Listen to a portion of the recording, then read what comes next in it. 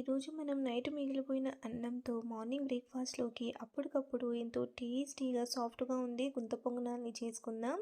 ఇందుకోసం బౌల్లోకి 1 కప్పు ఉడికించుకున్న రైస్, అలాగే 1 కప్పు బొంబాయి రవ్వ, అలాగే అరకప్పు వరకు పెరుగు వేసుకొని, ముప్పావు నుంచి 1 కప్పు వరకు నీళ్ళని పోసుకొని బాగా కలిపేసుకున్నాక మూత పెట్టేసి కనీసం ఒక 20-30 నిమిషాల పాటు నానబెట్టుకోవాలి. ఇప్పుడు ఈ నానిన అన్నం రవ్వని జార్లోకి వేసుకొని పావు కప్పు వరకు నీళ్ళని పోసుకొని మెత్తగా దోసపిండిలాగా గ్రైండ్ చేసుకొని బౌల్లోకి వేసుకోవాలి.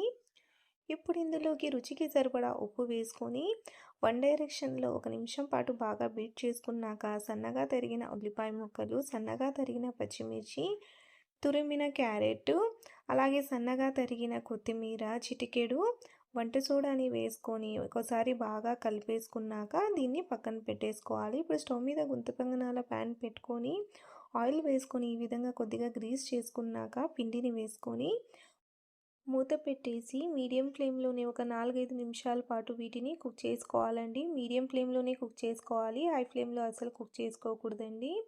5 నిమిషాల తర్వాత వీటిని ఇంకొక వైపుకి టర్న్ చేసుకొని ఇంకొక వైపు కూడా 1 నిమిషం పాటు కాల్చుకోవాలి.